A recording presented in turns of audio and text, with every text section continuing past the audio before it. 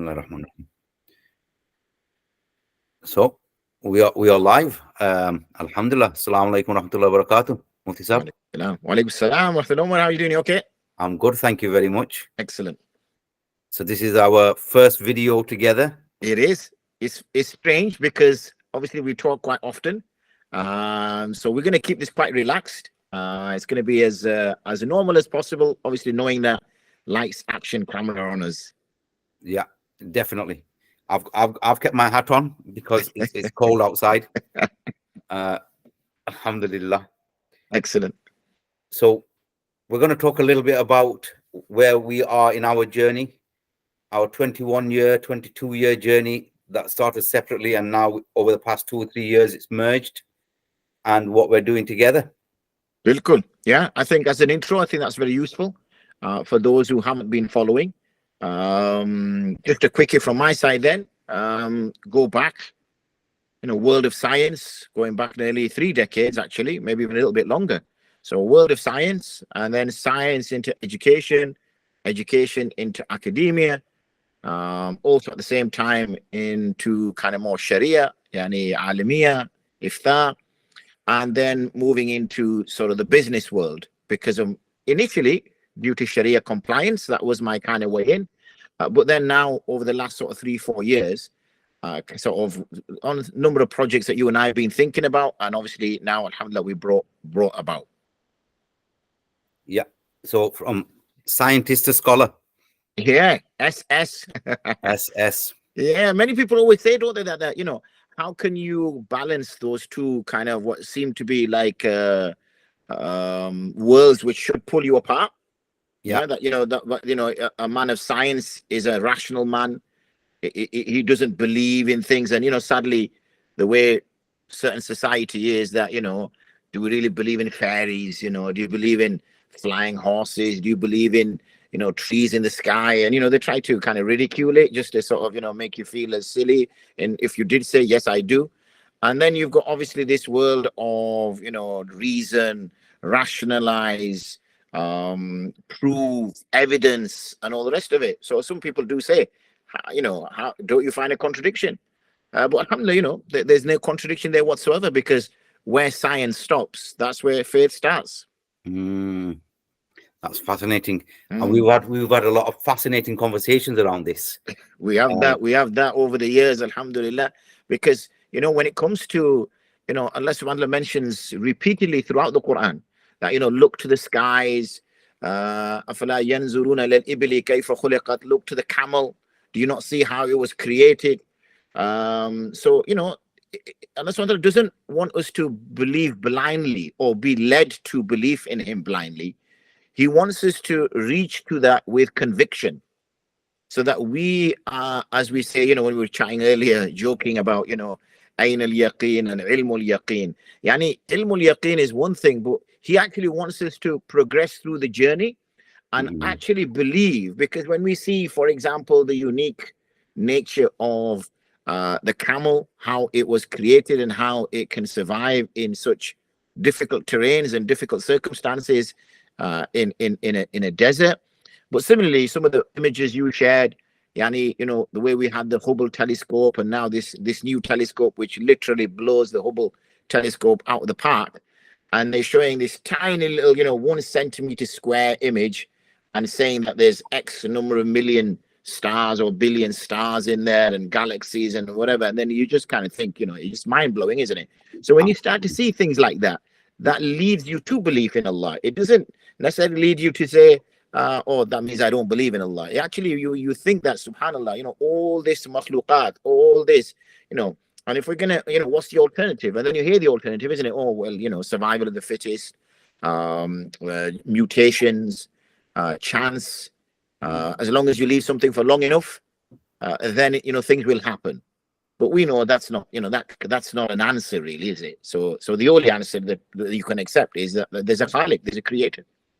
Yeah, definitely. And we've had these deep-rooted conversations in relation to how we, as in the Western world, as 3rd generation, 4th generation Muslims, are trying to find this fusion of what we've learned as in the academic, systematic side of our life, and then our faith side. where we Yeah. need less. And sometimes, because you mentioned the immigration question, or the immigration point, and we are economic migrants. So many of our parents have come from sort of low literacy, tend to be sort of village backgrounds. So we were probably raised on a lot of, kind of a little bit of hocus pocus, make believe sort of thing. So when we did go to school and when we did start learning things and we started thinking, hold on a second, we're getting told this and we're seeing this. Similarly, even when we started to learn our deen, sometimes we were being taught by people who may not necessarily be that sort of, clued up on the scientific world, that sort of clued up on so sometimes we did find this kind of little contradiction happening in our minds, and this is where the huge identity crisis came, didn't it? That, what am I? Am I, Pakistani, Bengali, English? Is it wrong for me to say I'm English? Do I feel like I've dissed my people by saying I'm English?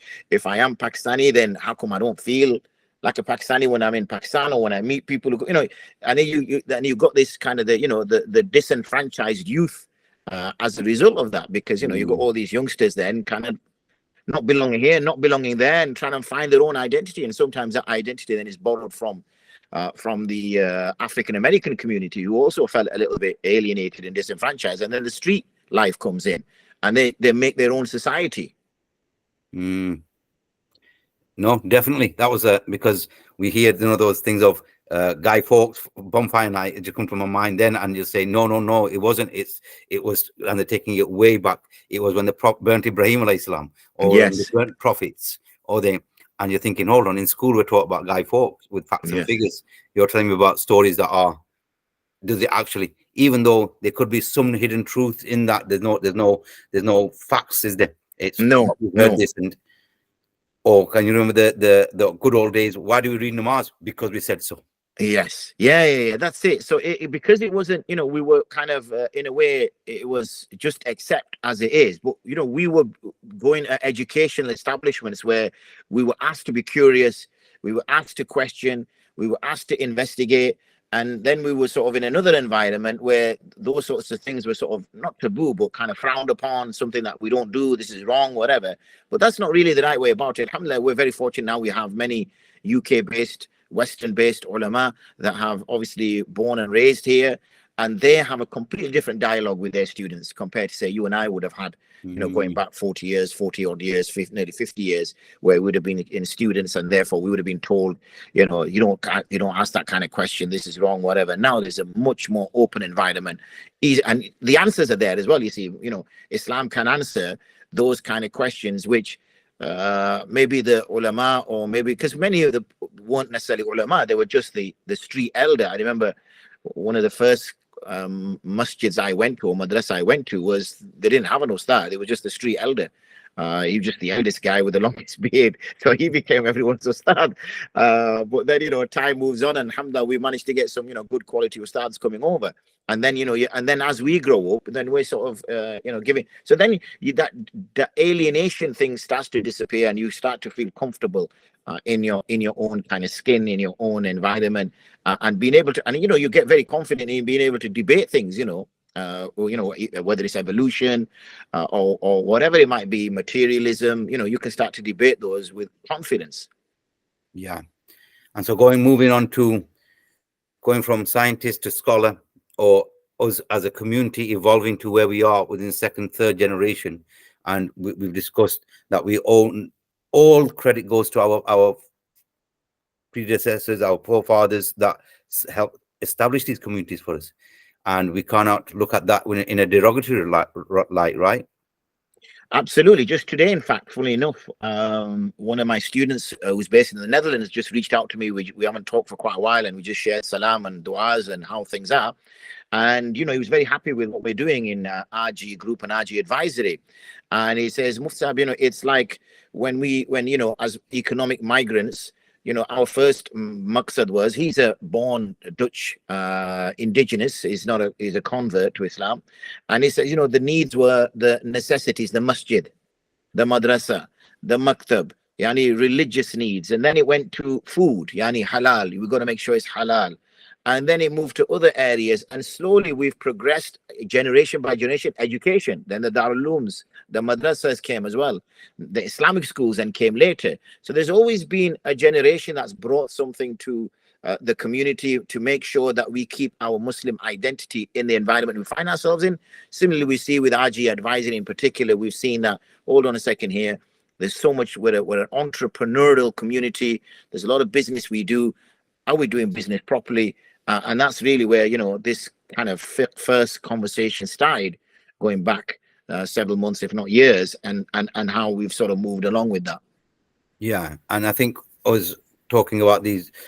When did we have our scholars on social media before, right? It's only been a couple of years now where you have the likes of Mufti Menk, you have the likes of so many scholars out there who have started to address issues on social media that wasn't behind closed doors, that didn't have to stay under the carpet and kept within communities.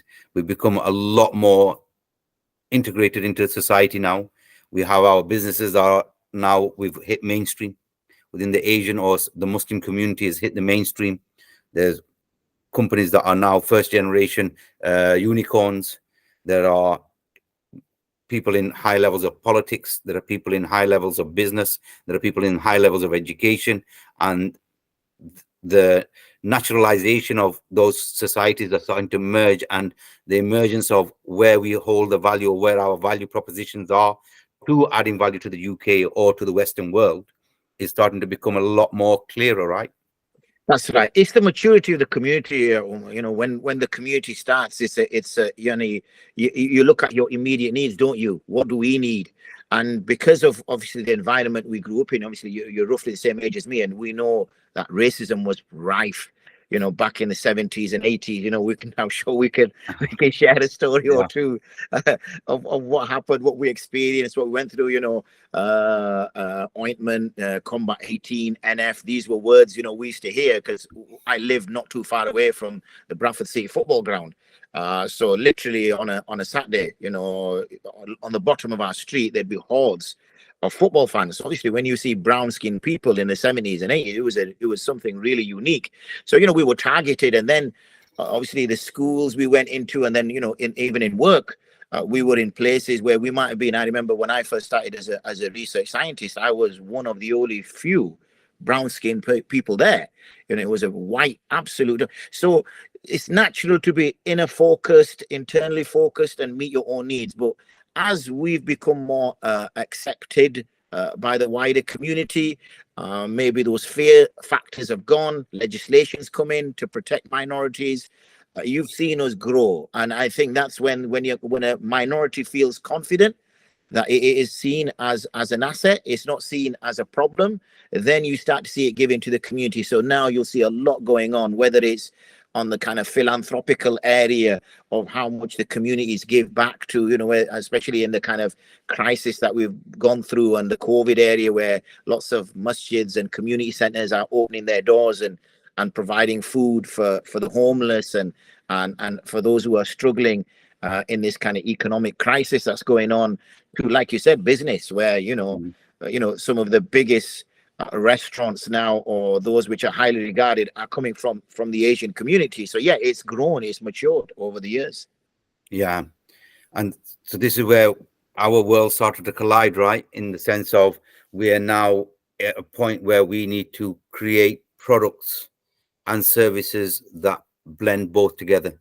And I think we're bridging that gap where the right intentions were there, the results were there, but just a little bit of gaps. And in the past 3 years that we've seen, as we lifted the lid on quite a few contracts or quite a few companies, that yes, the intentions were absolutely amazing. The results have been great, but in between there's been some sort of a gray area that has been it's been a bit of an oversight within the community, because these are topics that were never needed to be addressed, right? It is. I think it's the challenges which the businessmen and women have faced, and it's also challenges that maybe the ulama have faced, because it's a very niche area. Is this kind of world, this commercial world? Because when we look at our books that we use to draw answers from, then we only can use principles, because it's a world 1400 years ago, 1200 years ago, 1000 years ago, 900 years ago, 800 years ago, some of the books that we use. And now we're living in such a fast modern world. The last 10, 20 years has been remarkable. Again, showing our age. We remember a time when phones were, wired to the wall. When TVs were the size of a huge box. And now it's I'm sure we used to, mum and those used to gather around a tape recorder, and you used to get those TDK T90s, and she'd say, come, talk to your grandmother, and we used to think, like, what's grandmother doing inside that little box? So the TDK 90 would get recorded and we're talking to it. And we just didn't get it, like, there's nobody in there. And then that, you'd wait for someone who's going to Pakistan, India, Bangladesh. And when you find that guy, hey, give this to my, relative there, whatever. And now, you got, WhatsApp and things like that, where, so, it's such a fast moving world. But, so therefore it's got its challenges. So we can understand why certain organizations and companies may not have advanced with the good intentions, like you said, may not have advanced as much as they should have done or could have done because of these circumstances. But now, the key thing is the conversation. And I think there's always a fear as well, Umar, is that people always think that, as soon as we start to look at these sorts of things, it's always going to be, a forbidden or whatever. But it's not always the case, because there are plenty of workarounds that exist, and I think that's where we need to have that conversation. Yeah, I think for anybody that's been listening, or in relation to where we were, we thought this payment processor, and that's one of the first things that we unearthed, that the payment processor was a standard payment processor. There's nothing in relation to being haram. There's no pork or no hidden interests or all these other things. And then passing it over to yourself, suddenly, no. The exterior of it looks clean. But as you've gone through the pages, you realize it's hidden terms. And somebody like myself, you might class yourself as luckily fortunate enough to be educated, or you've had some business acumen. But that business acumen or that education did not mean that you had understanding of the faith terms that are a little bit more deeper, right? That's right. And that was successful.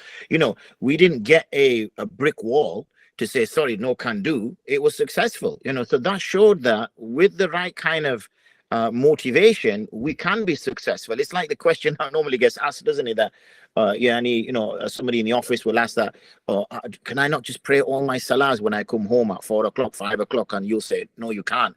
You need to pray them on time. And you say, look, just go ask your boss. Oh, I can't ask my boss, whatever. And funny enough, when they go ask the boss actually offers their own office. So sometimes it's our own hesitation. And, recently we had a conversation with an organization that deals in properties. And if you recall, their organization also had 2 clauses in it which were problematic. Did we get any kind of resistance straight away? We don't really use them. I don't even know why they're there.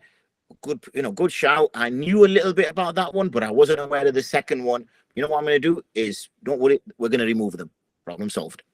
Now, whoever's going to use that contract now, alhamdulillah, the issue is gone. So as I said, sometimes we just kind of make walls and barriers in our own minds without necessarily seeing that in real life. We've not experienced it in real life. No. Well, this is where I think, as a first conversation of introducing yourself as scientist to scholar, going from understanding the sciences, understanding how science works, understanding, and please touch upon just a little bit about some of your accolades in the science world. Well, I started off in the science world. I think it was mainly because of my sort of childhood, where I always wanted to understand how things work. I've always had that curious mind. I've never been I hear about some people who used to break things and then put them back together again. I was never that kind of person. I can break things, alhamdulillah, but putting them back together again, that's somebody else's job. So, I was never one of those people. You get some people, don't you, who could break a clock and then manage to put it all back together. You can think, okay, this person's going to be an engineer or something like that. But I always wanted to know kind of intellectually how things work. How do people discover things? That's something that was always there. And this person who's a pioneer takes the world to a place where nobody's been, even though it was always there. But it took this person to take. So these things used to always, enthuse me. And unfortunately, again, the way the world was, they were always white Europeans. you never saw black, brown people doing these sort of things, and that unfortunately puts you in a box as well, because you kind of think, okay, that means I'm never gonna. I've got no role model. But anyway, that I have a kind of a die-hard philosophy, so that didn't really put me off. And that's the reason why I was always interested in science. I moved into chemistry. Chemistry I preferred out of physics. Didn't really enjoy too much maths. Not too bad, but not too much maths. And biology, I was never into the kind of medical world. So chemistry I took up, and I moved into particularly in polyacrylamide chemistry, polyelectrolytes, polymerization. And alhamdulillah, I've been fortunate in that I was successful in that area. A number of patents that I invented in terms of processes and products. And then as a consequence, very early on, I was moved out of that department and was actually put into a blue sky cutting edge department, which in fact I set up, which was the discovery research department. And that was literally, this is what we were given. In most departments, you're told exactly what to do. It's got a history. We were just given a blank piece of paper. Go do your stuff. Literally, that's what we were told by the board. That make money, develop some technology. I've just got this picture of you as this young scientist who's ready to unearth a lot of things. It was honestly, it was a dream. It's a dream job. You cannot make it up. And that was the world that I lived in, and that was the world that was very pleasing. And it was only parallel to that I was also studying my Alamiya as well at the same time. And it was during that period where I kind of felt, I want to say that kind of enjoyment started to slightly diminish, and there was a kind of a yearning to kind of move into this educational world, especially now that I finished my Islamic studies, and now to kind of share. And it was also kind of, and that's when I completed my PGCE as well. So I qualified as a teacher, and then I was fortunate again in that world. Whether it was nurseries, primary schools, secondary schools, not only did I, work in them, I founded some, and then, I worked in that kind of sphere. And then it didn't stop. I moved into the world of academia. Then I qualified as a lecturer, so I could now lecture in universities, and I set up a department here at the University of Bradford. Similarly, I was working at University of Rotterdam as well. So it was national, international. And so again, opportunities, a lot of research, wrote some books, and so it's, as I said, it's been a laugh, it's been a ball, it's been fun. I've been very fortunate. Allah subhanahu wa ta'ala has been very gracious and allowed me to keep have an enjoyable life. This is the point we were trying to raise here. So anybody that's watching the video, it's not that we've put scholars into a box, right? And unfortunately, the box in the lines of the medical world, science world, business world, and then the box, when realistically it's a shift, isn't it? It is, and it's the evolution that's going to happen now. And so as people get to know yourself a little bit more, I know that you like to keep yourself behind closed doors for many years. But now as RG Group and RG Advisory, this is something that we've said that unfortunately we have to bring our skills to the table, our experiences to the table, and with the hope that inshallah we can benefit a lot of people, and we can benefit people, young business owners, or young entrepreneurs, young Muslims who are trying to find their feet in the mainstream of society, and they can come in with this without any complexes, and they're given that freedom to express themselves and freedom to actually achieve, knowing their boundaries clearly. Absolutely. I used the word pioneer earlier when describing how I was kind of motivated by people as a young boy. Similarly, I think this is key. If we can act as role models and as pioneers in this world and set something, then that I think is a very positive move. It gets people confident that it's worth, and it's difficult. It's going to be difficult because we know there are global factors.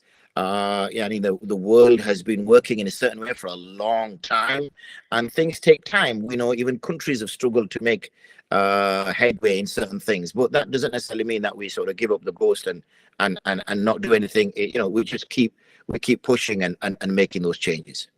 Yeah. So as a final wrap up, then, if there's anybody out there who's got any questions, I'm sure the people who are roughly our age thinking, oh, I can connect to that. Oh, I can remember that story, whether it was in our communities as such, and or younger people who are looking at it from a business point of view. That it's a request to them to like, comment, share, and ask any questions. Right? They can. How can they get Absolutely. We hold want of to you? keep this. We want to keep this very casual.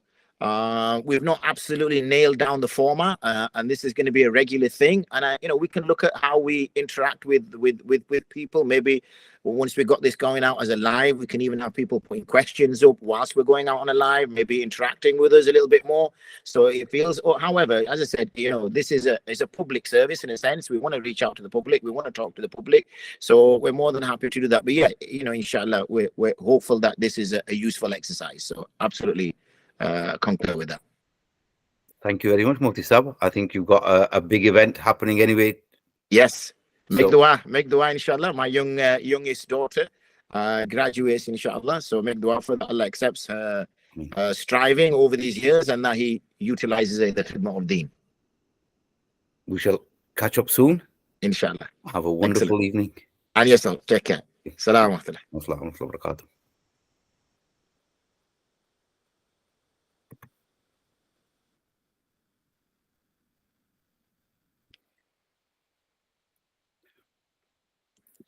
Still recording?